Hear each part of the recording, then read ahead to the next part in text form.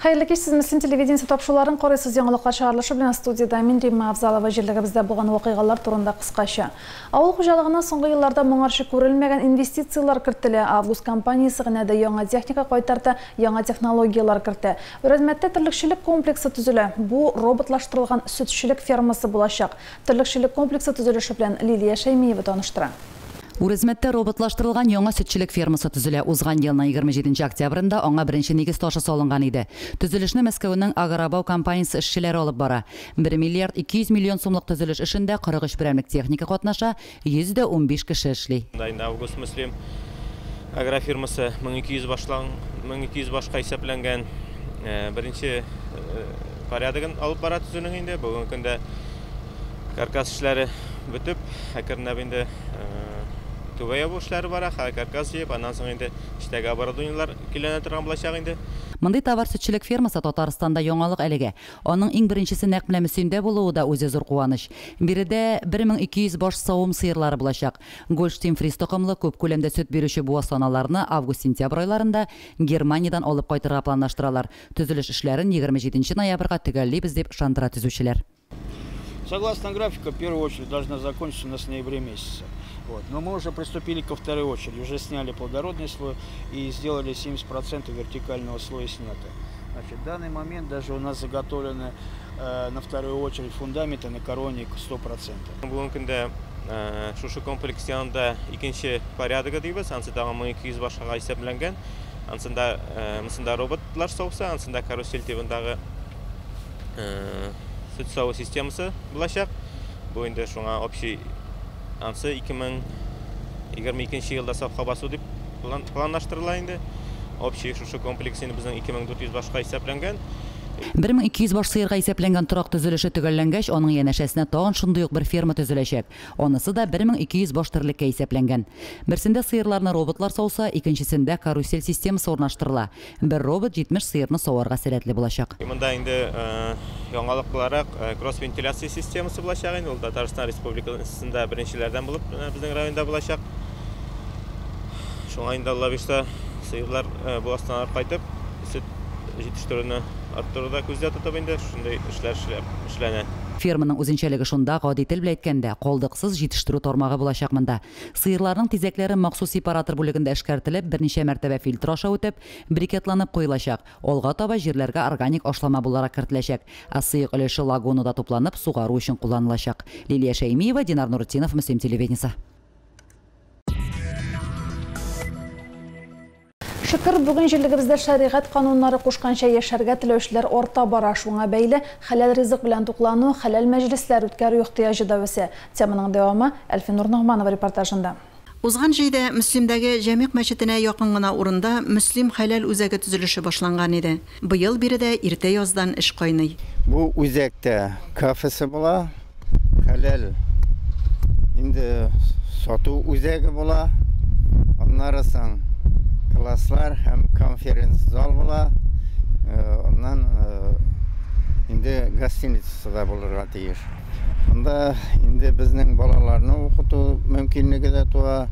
Төрле хәләл мәҗлесләребезне дә үткәрергә мөмкинлек туачак.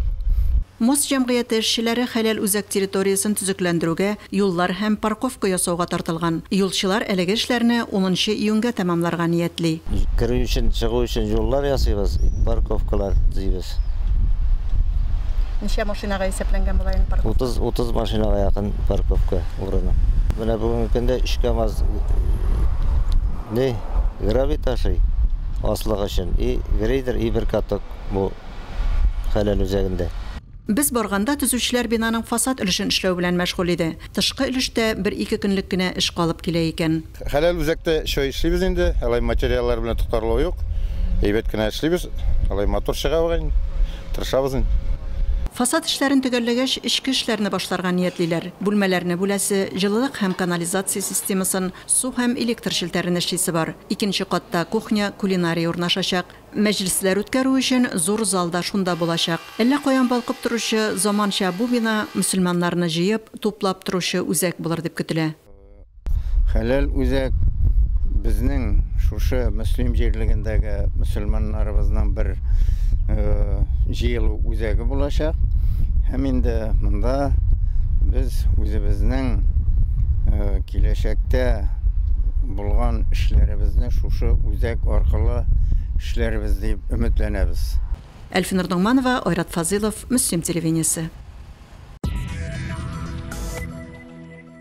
Тагын бер төзелеш Ок буенда бара, биредә киләчәк паркы ясала. Быел анда Татар авыллары федераль сабан туе булачак. Сабан туйга әзерлекне бәяләү максатыннан узган шимбәдә Мөслимгә Татарстан Республикасы мәдәният министры Ирада Юпова, Бөтен дөнья татар конгрессы җитәкчесе Ринат Закиров һәм аларның урынбасарлары, ярдәмчеләре килде. Федераль сабан туйга әзерлек милли бәйрәмебезнең Мөслимдә үтәсе билгеле булу белән башланды. Ак буй әрәмәсе тартылып, элек ташланды хәлдә булган 60 гектар мәйданда төзелеш эшләре барды. Сабан туй булачак мәйданда 10 мең кеше сыйдырышлы зур амфитеатр һәм 5 мең кешегә исәпләнгән кече амфитеатр, ипподром эшләнде. Яктырткычлар урнаштырылды, сәүдә мәйданчыклары 6 сәхнә ясала, күргәзмә мәйданчыклары эшләнә. Биредә бүген төзекләндерү, буяу эшләре бара. Элек безнең инде ташландык булган чүплек урыны, әйтик шаршы сулар түгә торган урыннар бүген инде иң гүзәл урыннарның берсе булып тора. Һәм инде менә 5000 урынлык һәм 10000 урынлык амфитеатрлар төзелеп килә. Ат чабышы урыннары булачак. Аннан тыш инде кунак кабул итә торган, халкыбызны кунак итә торган сауда урыннары, майданчыклары белән эшли торган бик матур урын булыр дип торабыз. Татар авыллары федераль сабан туе беренче тапкыр Татарстан җирлегендә Мөслимдә узачак. Бәйрәм тасыр төзелүгә 100 ел тулуга багышлап үткәрелә. Әлбәттә кичектерилде, аның сәбәпләре барыбызга да билгеле, ләкин ничек кенә булмасын, бу бәйрәм булачак. Бу бәйрәмне без быел Алла бирсә айның кайсы айында булса да бәйрәм итәрбез дип уйлыйм. Инде районның әзерлеге моңа бүгеннән бу сабан туйны билгеләргә мөмкинлек бар.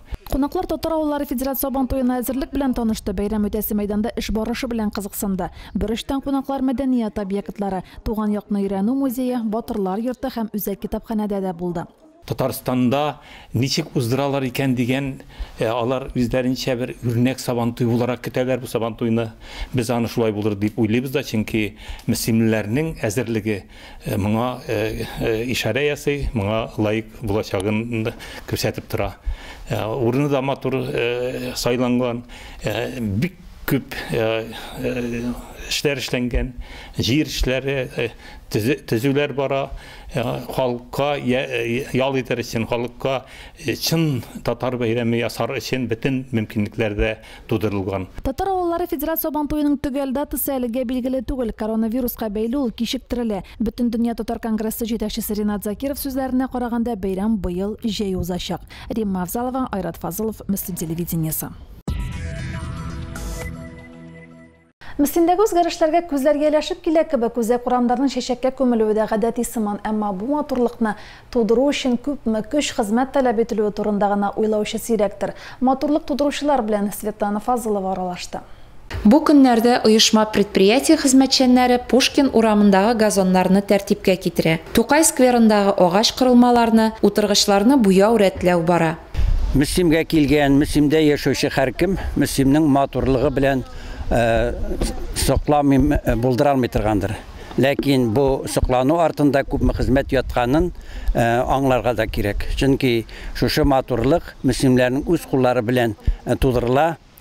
Төзекләндерү һәм яшелләндерү унитар предприятиесе коллективы өчен аеруча кызу эш өсте. Мөслимебез урамнары һәм парклары сихри чәчәк гөлләр патшалыгына әйләнсен өчен тырыш хезмәт куючылар эшли биредә. Теплицаларда чәчәк үсентеләрен тартмачыкларга күчерү белән мәшгуль кызларның йөзләрендә елмаю, кулларының җитезлегенә күз иярми. Безнең теплицада бик күп төрле чәчкәләр бар, многолеткалар, гөлләр. Без аларның барсын да арттыру өстендә эшлибез. Менә шул гөлләрнең яңа төре безнең колис, ул матур булып куак булып үсә, бик матур. Бархатчылар үстерәбез, петунияларның төрле төрләре бар. Анары бегониялар бар. Берничә төрле ак, розовый, аларны тоже менә бакчага күчереп утыртырга була да, аннары суытыр алдыннан көзгә таба өйгә күчереп утырсагыз, бик матур итеп өйегезне бизәп торачак. Матур булып үссен дисәң, һәр чәчәккә җан җылысы бирү сорала. Петунияләрне тәрбияләү серләрен дә белештек. После пересадки особого ухода он не требует. Главное, обильный полив, солнечная погода ему надо. Они пользуются наибольшим спросом у населения? Да, их очень много сортов посадили в этом году. Очень разноцветные, яркие цвета, все разные и сорта разные. Районыбызда үтәчәк зур бәйрәм чараларына әзерлек йөзеннән Кояшлы ык ял зонасына һәм Курай паркына да бик күп чәчәкләр утыртылачак икән. Баннерларны һәм тимер конструкцияләрне бизәү матурлау өчен ак, алсу, шәмәхәт төстәге ампель петунияләр махсус үстерелгән. 85% утыртылган урамдагы чәчәклекләрнең. Алар инде әкрен тернәкләнеп баралар. Жюри генә ачып карасаң, дендрari китабын районыбызда шуның бик күп агачлары бар. Үзебезнең капка төпләрен, агачларны тәртиптә тотарга, су сибеп торгае. Чыннан да, дөньяны матурлык коткарыр дигән бит мәшһүр язучы. Әлеге гыйбарәнең мәгънәсенә төшенеп, матурлыкны саклап яшик. Светлана Фазилова, Ойрат Фазилов, Муслим телевидениесе. Сабантуйлар кешіктірілді, шулайда милли бейрәмебез билгеләп бөтеләчәк диләр. Чабышкылар бейрәм буласын сизәме? Юртакларны бейрәмгә ничек әзерлиләр? Гомумән, Аргамак ат спорты мәктәбен ничек яши? Шул хакта алдағы сюжетта. Мөслимнең Аргамак ат спорт мәктәбендә бүгенге көндә 19 ат тәрбияләнә. Атларны чын күңелдән яраткан Тырыш Фазаил Вәлиев ат яратканны белә, тәрбия һәм игътибарны аңлый. Нигәдер балалар атларны өлкәннәргә карый да ныграк яраталар ди. Хәзер инде Сабантуйга ярыш атларын Сабантуйга әзерлибез. Безнең планда балалар 4 атка атланып Сабантуйда үзләренең өйрәнгән осталыкларын да күрсәтергә дип планлаштырабыз инде. Атлар элек-электән авыл кешесенең төп тоткасы булган. Әби-бабаларыбыз аның белән җирендә сукалаган, суын утынында ташыган. Ат хәтта төп транспорт чарасы да булган. Мөслимнең ат спорт мәктәбенә ат җыны кагылган ир-егетләр күрше районнардан да бик киш килә икән. Араларында мәктәп укучылары да, өлкәннәр дә бар. Мин үзем Сарман районыннан, монда спорт мәктәбен белгәч килеп йөрим, еш киләм, Фазайла белән аралашабыз. Үземнең дә атлар бар инде, киләбез, йөрибез инде бергә. Мөслим районының спорт мәктәбенә, Азнакай районына килеп йөрим инде. Үзем дә ат яраткач шушы мәктәптә килеп, үземнең атлар йөртешергә шунда атлар йөртешеп, ярдәм итеп, ат яраткач һәрвакыт шунда инде. Монда безнең бик күп атлар бар, юртаклар, нәсел атлар инде. Аннан монда мәктәпкә тагын шетландский понилар алып бирделәр. Менә алар белән занимация итәләр балалар. Хәзер коронавирус булгач балалар бик килә алмый. Менә хәзер бит инде шундый ни килде безгә инде вирус дип балалар пока йөри алмый. Алар инде шалтыратып теңкәгә тиеп беттеләр инде. Киләселәре килә, кашан киләбез абый дип. Мен әйтәм, рөхсәт юк бит әле пока. Кайберләре качып кына килеп, качып кына да йөриләр шушында. Яшүсмерләр клубларын капиталь төзекләндерү республика программасы негезендә сафка баскан ат спорт мәктәбенең даны еракларга таралган. Бинада уку залы, кунакханә хезмәткәрләре өчен чишенү, киенү, сауна, душ бүлмәләре, атлар өчен солярий һәм душта эшләнәчәк. Ремонт эшләре шушы айда башланыр дип көтелә. Атларга салам, печән, солы, төрле витаминнар, йомырка, туз ашаталар. Пока атларыбыз исән саулар, ошарларына бар, эшләребез бар. Бернинди ни дә юк безнең пока мохтаҗлыкта. Үзебездән булдыралганча тырышып, үзебезнең ни дәрәҗәдә атларны тәрбияләгәнне, ни дәрәҗәдә күрсәтелгәнне менә Сабантуйларда күрсәтербез дип планлаштырып торам инде. Спорт мәктәбендә 2 ел эшлим. Минем өстә атларны ашату, эшертү, печән ашатабыз, солы. Суткасына бер атка 8 килограмм солы бирелә, 20 килограмм печән, биодобавкалар бирәбез инде. Атларның баш саны арта бара. Шушы көннәрдә мәктәпкә Алма Сахибгәрәев 2 пони да бүләк иткән. Татар токымлы атлары әлегә берәү генә. Киләчәктә мондый токымлы атлар санын арттыру уе белән яна Фазаил абый. Бүген биредә ат сөюче 16 бала төрле күнекмәләр ала. Лилия Шәймиева, Динар Нурутдинов, Муслим телевидениесе. Соңгы кыңгырау бәйрәме быел үзгә шартларда үтте. Коронавируска бәйле масса күләм чаралары оештыру тыела. Шуңа бәйле балалар да мәктәп белән саубуллаша алмады. Бәйрәм дә онлайн формада оештырылды. Башка елларда соңгы кыңгырау мәктәп өчен генә түгел, гомумән район халкы өчен бәйрәмгә әйләнә иде. Мәктәптә укучы бала чагасы булмаса да, һәркем бәйрәм күрергә килә. Яшьлегән мәктәп елларын искә ала, быелгы чыгарылыш сыйныф укучылары мәктәп белән саубуллаша алмады дияргә була. соңғы қыңғырау бейрәме үзгәрәк безнең быел. Мектепләрдә түгел, онлайн форматта үткәрәбез. Без инде чыгарылыш кичәләрен өметләнәбез, бергәләп, җыелып, матур итеп, инде зур залларда матур итеп үткәрәбез дип. Сегодня у нас проходит последний звонок. Я очень рада этому. Я прям переполнена всеми эмоциями, потому что меня окружают самые близкие люди. Это просто не передать словами. И самое главное, мне надо сдать экзамены и поступить куда-либо. Надеюсь, бюджет. Оқуны біз дистанцион формада тікілерге мәжбүр болдық. Енді ауыр деп әйтмәсем, бүтін ауырлықта нәрсәгәдер үйрәтә. Һәм өзебезнең чыгарылыш безнең нык истәлекле булачак, Zoom аша ниткәч алай авыр дип әйтмәсем, бик яхшы үзенчәлекле чыгарылыш без. Таҗлы чыгарылыш. Мөслим лицейның 11-нче сыйныфы үзләрен шулай ятый. Коронавируска бәйле егет кызлар соңгы 2 айда дистанцион формада укыды. Соңгы кыңгырау бәйрәме дә дистанцион формада үтте. Бүгін күндә мин 11-нче сыйныфын тәмамлыйм. Дулкынландыра, чөнки соңгы кыңгырау виртуаль форматта үтә инде. Үземнең классташларымны да күрәлмим, эмоцияларын күрәлмим. Бик зур рәхмәт әйтәсем килә укытучыларыбызга, яраткан. Алар безне күп нәрсәгә өйрәттеләр. Әниләребезгә рәхмәт әйтәсем килә. Алар булмаса, без булмасыйк. Это, конечно, прискорбно, ведь не видим людей, не видим их эмоций не так душевно, как лицо к лицу. Но и в этой ситуации есть некоторые плюсы, к примеру, продление ЕГЭ, что помогает нам подготовиться еще лучше. А насчет учителей я бы хотел им сказать очень большое спасибо. Они дали нам очень нужную информацию. Чыгарган классымның һәрбер баласы миңа үз баламдай кадерле, газиз. Барысын да мин бик яратам. Олар инде һәрберсе үзләре теләгән уку йортларына кирсеннәр иде, белем алсыннар иде. Үзләре теләгән һөнәрне үзләштереп, шушы һөнәр ияләре булсыннар. Яраткан һөнәрен ул һәр чак кешегә бәхет китерә. Мин үземнең укучыларыма ак юллар телим. Әлеге кадрлар 2 ел элек төшерелде. Бүген 11ләрнең 9-нчы сыйныфны тәмамлаган вакыты. 47 баланың 27се 11-нче сыйныфка калган. Бүген алар имтиханнарга әзерләнә. Дәүләт имтиханнарында уңышлар телик аларга. Римма Авзалова, Айрат Фазылов, Мөслим телевидениесе.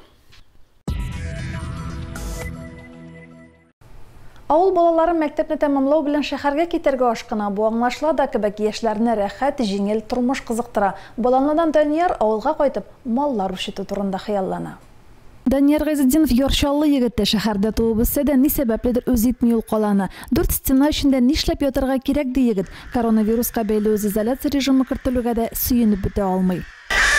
Авылның рәхәте шушы менә быел яфрак ярган агачларны күрү, ширемнәр чыгу, ул кайбер кеше бик нитеге елдагыча кабатлана торган мизгил дип кенә күрә. Ә мин аннан рәхәт табып, ем табып, кошлар сайравыннан, сандугач сайравыннан, карга кычкыру булса да үзеңнеке, үзең авылыңныкы якын барыбер да. Җәйендә кышында ел сайын Баланлыда, әбисе янында Данияр. Авылда бер генә чара да аннан башка узмый. Мәдәният хезмәткәрләренең уң кулы ул. Сәнгатьне ярата, үзе дә җырлар яза. Баланны җыры шушы авылыма булган мәхәббәт, хис тойгыларымны шигырьләр язам инде мин кайбер вакытны. Шуннан соң ничә бәле мин үземнең туган авылым турында эс калдыра алмыйм, миннән соң сөйләсеннәр әле, истә калсын әле дигән фикерләр туды. Шулай ук менә шул туган якка мәхәббәт яздыргандыр дип уйлыйм, уйлап таптым бу җырны. Даниярның әти-әнисе улларына 6 яшь тулганчы авылда яшәгән, аннан шәһәргә күченгәннәр. Данияр Ярчаллы технология техникумында белем ала, белемен гамәлдә сыный. Булачак коммерсантның 70тән артык үрдәге, 30 казы, 30 тавыгы бар. Тавыкларның бер өлешен инкубаторда чыгарып үстергән. Чуар тавыкларны сатып алган. 250 сумга чеби сатып аласым килми, шуңа инкубаторда чыгарып карарга булдым ди егет. Кышкыртның төрлесен халыкка да сата. Менә 3 яшьлек вакытында ук бабасына булышып йөриләр. Сәнәк белән саламнар, тиешеп саламнар, ыргытып шулай өйрәнде инде бәләкәйләнек. Авылны ярата инде. Малларны үз үстерәме? Үз үстерә. Bütün әйберне дә гөлләр үстерә ул, өйдә тулы өйдә гөлләр безнең. Bütün нәрсәне дә эшләп карыйм. Сәүдә өлкәсендә Даниярның 5 еллык эш тәҗрибәсе бар. Быел гына да 1000-нән артык тавыкка саткан егет. Яхшы сыйфатлы кошкырт сатучы аз дигән фикердә ул. Майлы үрдәкләр, обычный менә шул үрдәк дип саныйбыз инде. 2 ай асрап рәхәтләнеп суйып була. Әмма ләкин майлы була. Шуңа монда уже кеше сайлый, үзенә нинди кирәк. Тавыкка килгәндә инде тавык мәсәлән, бройлерны сайлаган чиракта да, мәсәлән, бройлер тавык алган чиракта да, аның бар тукымнары кросс дип әйтәбез, бүгенге көндә гибридлар бик күп төрле. Бар бройлерлар тукым буенча ни яклы иткә тартылган, бар ит белән йомыркага тартылган, бар йомыркага тартылган бройлерларда төрле сортлар гел чыгып тора. Гел алам, яңа сортларны кызыксынам, үстереп карыйм, әйбәт булса киләчәктә дә алам.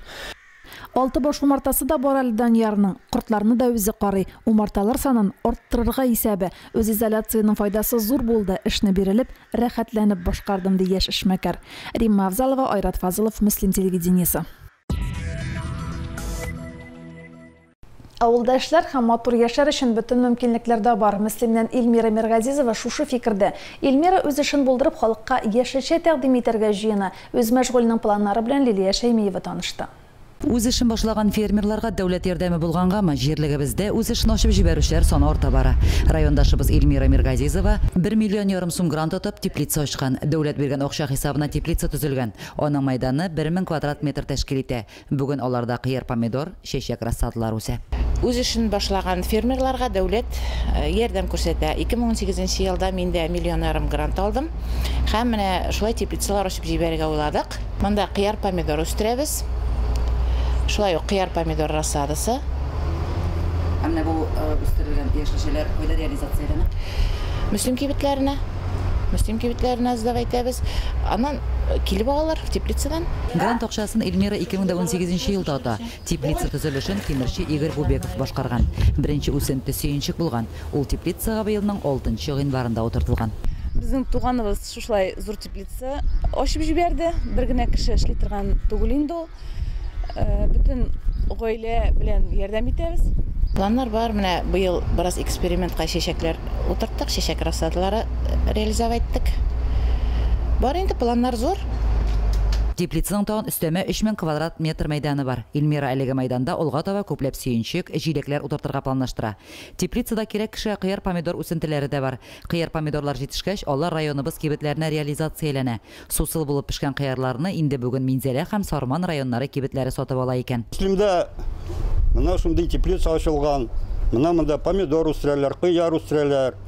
Чәчәкләр монда күпме? Пожалуйста, килегез, алыгыз. Күп кеше монда бит күп кеше килә бит. Күп кеше белән кыярга күп килә кеше. Рассадага күп. Из-за этого кирәк ул. Теплицада 3 кеше үзенә эш урыннары тапкан. Муслимның кирпеч заводы артында урнашкан ул. Байтак еллар элек Георгий Пескунов ачкан теплица халыкка хезмәт күрсәткән иде. Георгий абыйның кыярларын яратып ашаганым әле дә истә. Илмираның теплицасы да халыкны сыйфатлы һәм экологик яшелчә белән сөендерер булай булса. Лилия Шәймиева, Айрат Фазылов, Муслим телевидениесе. Бөек Ватан сугышында җиңүнең 75 еллык уңаеннан Муслим информ конкурсы игълан иткән иде. Конкурс шартлары буенча сугыш турында шигырь укып, аның видео язмасын редакциягә җибәрергә кирәк иде. Яңалыклар чыгарылышыннан соң сез әлеге язмаларның кайберләрен карый аласыз. Бүгенгә шулар. Мин Римма Авзалова сезнең белән сау булашам. Исән-имин булыгыз. Бездән аерылмагыз.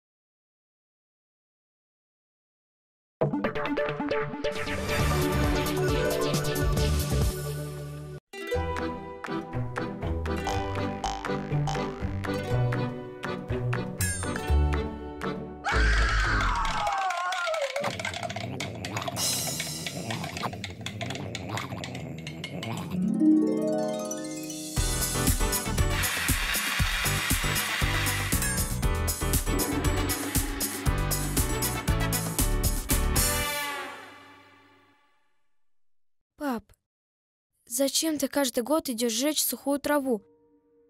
Кто сказал, что так надо? Если сгорит не только трава, а лес? А если сгорит наш дом? Ты не успеешь меня спасти.